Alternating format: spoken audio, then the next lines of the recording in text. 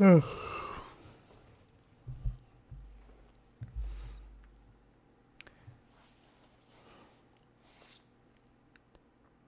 is an extremely common mistake. People think the writer's imagination is always at work, that he's constantly inventing an endless supply of incidents and episodes, that he simply dreams up his stories out of thin air. In point of fact, the opposite is true. Once the public knows you're a writer, they bring the characters and events to you. And as long as you maintain your ability to look and to carefully listen, these stories will continue to seek you out over your lifetime. To him, who has often told the tales of others, many tales will be told. The incidents that follow were described to me exactly as I present them here, and in a wholly unexpected way.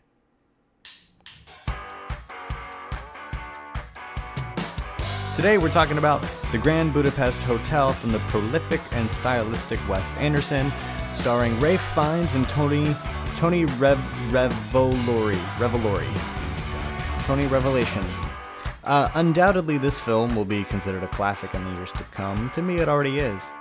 It's strangely the kind of movie that I've become very connected to, such as when the author describes his affection for the Grand Budapest, I feel it too, which I'm sure happens to a great many people after they see the movie, though unlike the author, they can revisit the Grand Budapest as often as they like. This film is also strange, even for a Wes Anderson movie. For instance, the writing credit goes first and foremost to Stefan Zweig.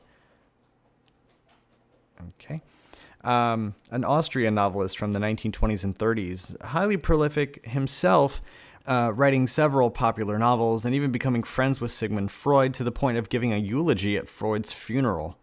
Zweig is represented in the film in a few ways. In the introduction to the film, a girl visits the grave of someone known only as Author, clearly cherished by his country, and she has his book with her, his great work, and she begins to read it. Zweig's fictional self is portrayed as that author in his later years, as well as in a self-reflective, almost nostalgic form. Wes Anderson has said that Zweig's writings were the inspiration for the Eastern European characters and setting, and even inspiration for the character of Monsieur Gustave himself. And it makes me wonder how Zweig would respond to knowing all of that. Before we talk about the crew, let's go over the messages you guys have sent in since our last episode. And there aren't any messages. Maybe I should stop having a mail time tweet bag session. Maybe I should move out of my parents' basement. Both seem to be stupid ideas. Let's talk about the crew. Written and directed by Wes Anderson. He doesn't need a section, he's so well known, but I'm me, so we're gonna do it. He wrote and directed a number of beloved films, from Rushmore and Bottle Rocket to Moonrise Kingdom and Fantastic Mr. Fox, which is my other favorite of his works. I have yet to see Isle of Dogs, but I plan to, and I'm very interested in his upcoming film, The French Dispatch. Actually, if you want a bit of extra fun, check out the video What If Wes Anderson Directed X-Men by Patrick Willems. It's a good time. British artist Hugo Guinness is also credited with the story of the Grand Budapest Hotel, who is mostly famed for his works of art that are collected by several celebrities, including Wes Anderson, as well as producing many pieces for The New Yorker. The movie was shot by Robert Yeoman, who has shot many films, including To Live and Die in L.A., Bottle Rocket, Rushmore, Dogma, The Royal Tenenbaums, Whip It, Get Him to the Greek, Bridesmaids, Love and Mercy, Spy, Mamma Mia 2, and the upcoming film The French Dispatch. Clearly a guy who does whatever project he wants, and more power to him. But if anyone asked me to work on Get Him to the Greek or Bridesmaids, I would absolutely say no. But maybe that's just me. We need to talk about the music. We normally don't, but for this movie we will. The score slides by under the radar, enveloping the movie in a warmth made of the themes and flow of the film. And it's impressively wonderful. Alexander Desplat, I'm not French, I don't know how to say that name. His score is a magnificent force of the tone of the film, lighthearted and pleasant and striking in all the right ways, pulling you deeper into the fictional country of Zabrowka, including towns such as fucking Lutz. The soundtrack is another charming piece of an utterly phenomenal whole. Now for the making of, I've already mentioned that the film is heavily inspired by the works of Stefan Zweig, who Anderson became profoundly inspired by, especially the fatalist mythos of the novels Beware of Pity, The World of Yesterday, and The Post Office Girl. He worked with Hugo Guinness on a story and encounters Zweig's writing. Many of the visuals that I love in the film were inspired by Wes Anderson's travels to European cities, including Vienna and Munich, which I hear are very beautiful. As you know, I've never been there, obviously. Now, let's talk about some of the marvelous actors that make up the cast. Ralph Fiennes as Monsieur Gustave H. Ralph Fiennes is a theatrical force of nature. My favorite roles of his are this and Harry from In Bruges. He was, of course, Voldemort in the Harry Potter movies. He was in Schindler's List, Sunshine, the 1999 movie, The Hurt Locker, Coriolanus, Hail Caesar, Red Dragon, and now he plays M in the James Bond films. Wonderful actor. I'll watch him in anything. Tony Revolori as Zero Mustafa. This was Tony's first major movie role, but he would go on to have a supporting role in Dope, which is also I literally watched that movie last night. That's a good movie. His most notable work since then has been as Spider-Man bully Flash Thompson in the recent Marvel-produced movies. F. Murray Abraham is the elderly Zero. He was also in Amadeus, Scarface, Last Action Hero, Inside Llewyn Davis, and the most recent How to Train Your Dragon movie. His performance is graceful and intentional, as many great storytellers are, and it's perfect for the role. He's emotional when he covers emotional topics, and you, or at least I did, felt very connected to his words and how he presented his history. Adrian Brody as Dimitri. Brody was in The Pianist, Detachment, Midnight in Paris, The Thin Red Line, King Kong, and Fantastic Mr. Fox. Brody really doesn't excite me. He does a fine job, but I mostly don't care about him. Sorry, not sorry. Willem Dafoe as J.G. Jopling. I fucking love Willem Dafoe. He is absolutely flawless, can do no wrong. I'll love him forever. A grand Hollywood powerhouse. He is, of course, the Green Goblin, known for his goblin blogging. Vincent Van Gogh in At Eternity's Gate, which I really want to see. Platoon, To Live and Die in L.A., The Last Temptation of Christ, Clear and Present Danger, Antichrist. That's weird. The English Patient, Affliction, The Boondock Saints, American Psycho, Existence, Finding Nemo, Once Upon a Time in Mexico, Cirque du Freak, 444, The Last Day on Earth. You know, some of these actors and actresses have lots of great films in their repertoire, so perhaps I should just list their top 3 or 4. In my own opinion, of course. Yeah, it's a good idea. That would also allow for a little more devoted time to the characters themselves, which I only sometimes do. It's always good to figure out your own show during your own show. Yeah, anyway, Willem Dafoe is I love that man. Saoirse Ronan as Agatha. Saoirse was also in Little Women, Hannah, and Lady Bird. She's an incredible actress. I'm so happy she's starring in major roles. She deserves it, a true talent even from a young age. Agatha is a star in her own right, an independent creature attached to Zero's emotional axis, brave and honest, unflinching and unashamed, and her character is a lot of fun to watch. She's very witty. She's great. Tilda Swinton as Madame D. Tilda was an adaptation Vanilla Sky, Burn After Reading, and The Curious Case of Benjamin Button. She underwent pretty intense makeup to turn her into the 84-year-old Madame D, but hot shit, she's convincing, and her performance is great. Ed Norton as Albert Henkels. Just gotta get this out of the way. I will forever love Ed Norton, since Fight Club is my all-time favorite movie. But my other flicks from him are Birdman, American History X, and Red Dragon. The 13th Hour is pretty good as well. Is that called 13th Hour? I'm pretty sure it is. 13th Hour. I think it is. 13th Hour. Ed Norton? 13th Day? 25th Hour. Sorry, I haven't seen that movie in a while. Anyway, it's pretty good. He's a great actor, and he also grew up not far from my hometown, which is neat. Henkels plays an interesting role in this film. He's the fictional equivalent of an SS officer, yet seeing the humanity in Gustav H's civility and sparing him for it.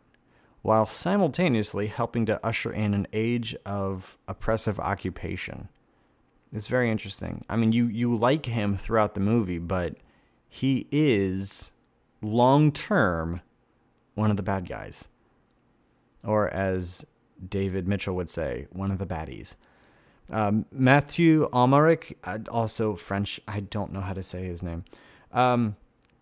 As Serge X, apparently Matthew has been in several very good films, but I've seen none of them, except for Quantum of Solace, which I wouldn't call terrible, but I love James Bond, and it's certainly not one of the better entries in the series. It's watchable. Jeff Goldblum as Deputy Vilmos Kovacs. Jeff Goldblum is another heavy hitter in this movie, perhaps best known for playing Dr. Malcolm in Jurassic Park, and of course, Brundlefly, and introducing to himself to the world in Death Wish. What an introduction that was, as well as Invasion of the Body Snatchers.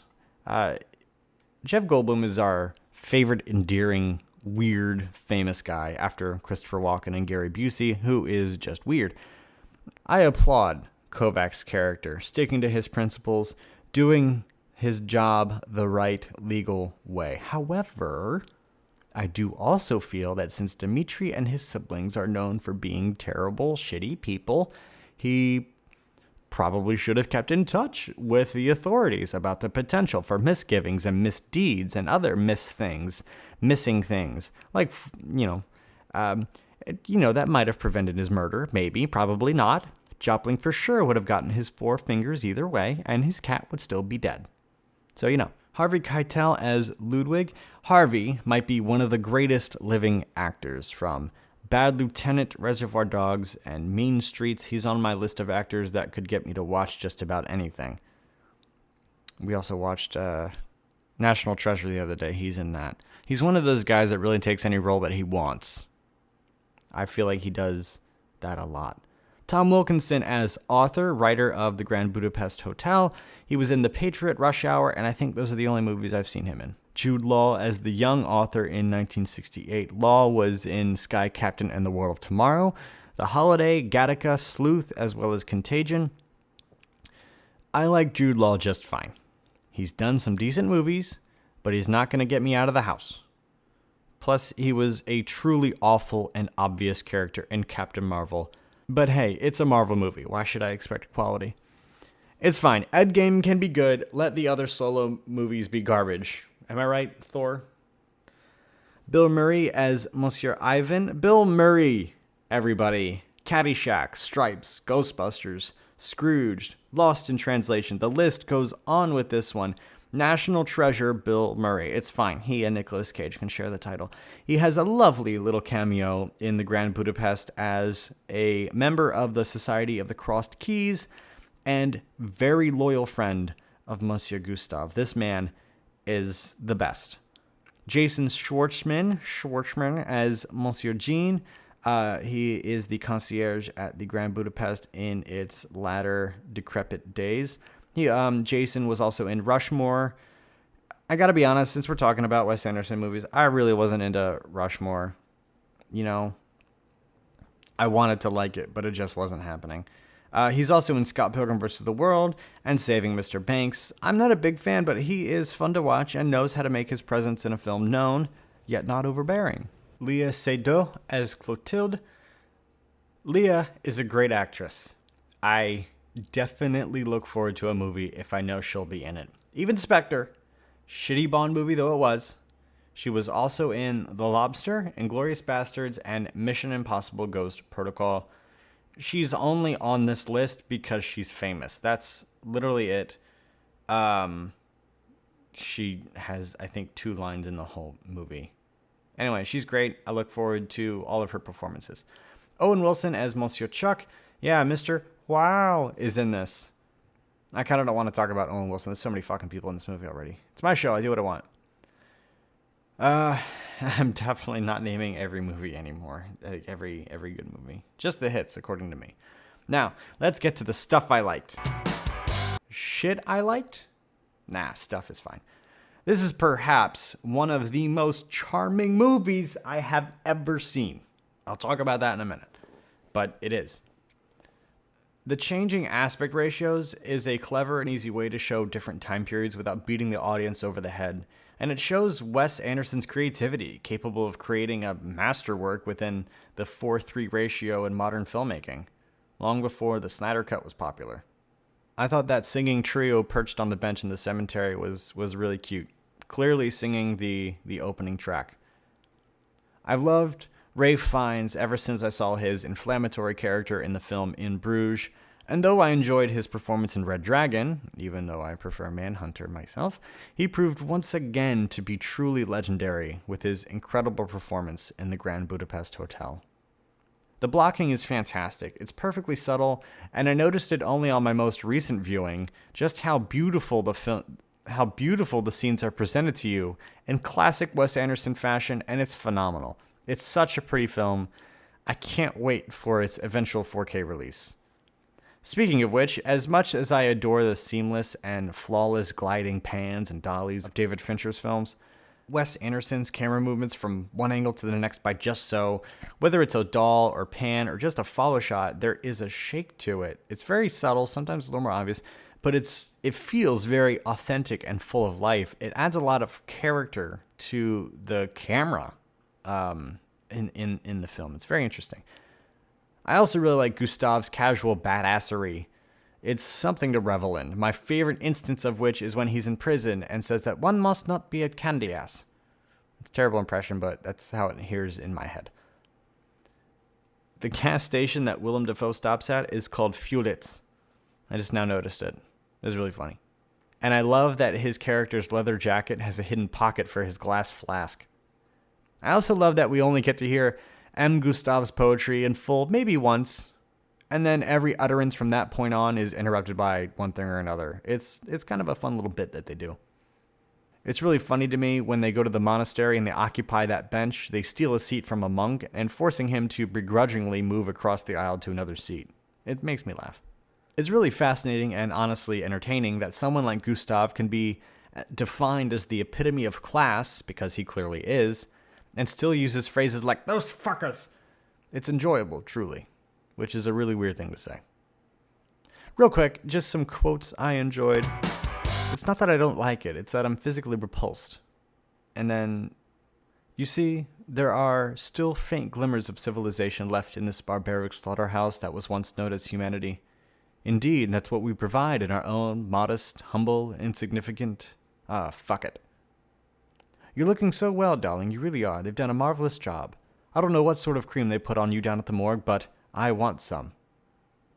And of course, when the elderly Zero Mustafa is talking about M. Gustav's impact and his character, he says, "To be frank, I think his world had vanished long before he ever entered it. But I will say, he certainly sustained the illusion with a marvelous grace." It's just nice. I want to come back to Willem Dafoe for a moment. This man played the Green Goblin. Seemingly at the continued height of his fame, everyone in my generation knows him as the Green Goblin. Literally my wife watching this movie with me said, "Hey, that's the Green Goblin." That's what we know him as. He's no stranger to huge roles in huge movies, and yet here he is in a supporting role.